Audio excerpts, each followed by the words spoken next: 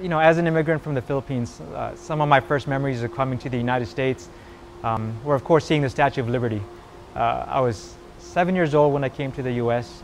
My mother brought me here after my father was killed in the EDSA Revolution. And at the same time, my mom had 6 kids. So she was trying to raise 6 kids on her own. There were people helping us along the way.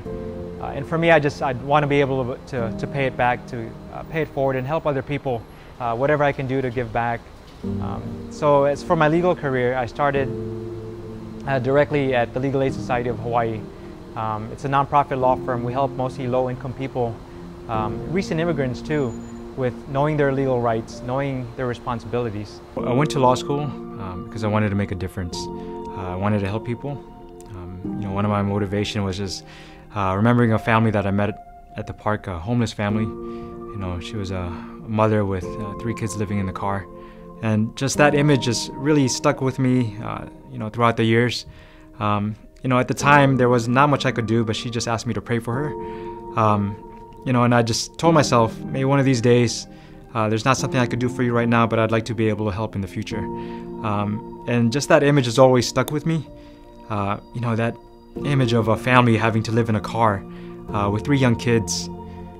You know, I've always thought how she's doing now. Years later, I've always thought, you know, what are those kids up to now? Are they doing well? And that was really what motivated me to go into public service. That's what inspired me to go to the Legal Aid Society of Hawaii and dedicate my career there and helping families just like her resolve some of their issues. Especially in times when it was tough, especially at times when you know, I wasn't sure if this is something what I really wanted to do. That image would always stuck with me and would just remind me, this is what I wanted to do. This is my why for people like her. So I came to Hawaii in 2010 when I first started law school here. You know, I was already married at the time.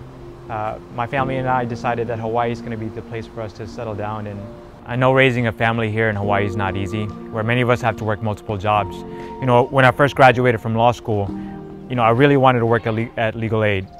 You know, public interest was my passion. But of course, just having, you know, 2 kids and a new job, it just wasn't easy. In addition to being an attorney at Legal Aid, I had a second job working at Macy's in the evening.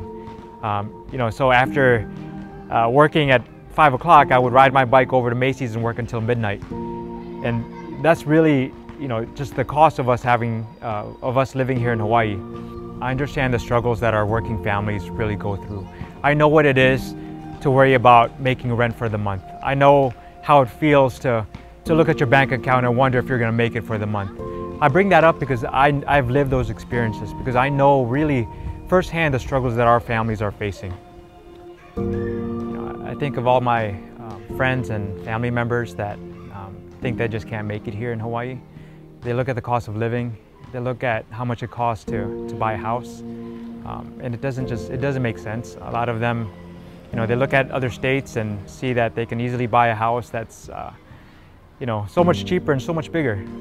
They look at our educational system and think their kids can do better elsewhere.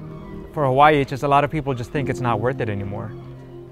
Yes, it's great they may have family here. It's great they may be born or raised here. But just for them, they just think it's just not worth it anymore. Just the struggle of every day, having to wake up, work multiple jobs. You know, but, you know, for me, and again, it's just when I look at my kids, I think there's a sense of responsibility there that I've got to do something to make it better for them. You know, when I look at a cashier at Long's, or when I look at our working families, you know, I look at some of the people that I work with at Legal Aid, and I tell myself that they're worth it. They're worth fighting for. I'm worried that Hawaii is just becoming just a playground for rich tourists. That a lot of our jobs are mostly just catered to serve rich tourists. And that's not something that I want for my kids. It's not something that I want you know, for my friends and their families. We're not just a playground for the rich. There's people that live here, there's people that work here, you know, there's people that die here. Our working class families, you know, those are those that may not be connected politically, those that aren't able to lobby at our legislature. A lot of their voices get drowned. You know, a lot of our minimum wage workers. It really is time for us to stand up and make sure our voices are heard. We want to make sure we have a voice in the direction that our future is going. I want to give a voice to our working families, and that voice is a genuine, authentic voice, because I've been there. I know what people are facing. I know the struggles and I know the issues that our families are facing. And to me, that's why it's important that these experiences are part of the story.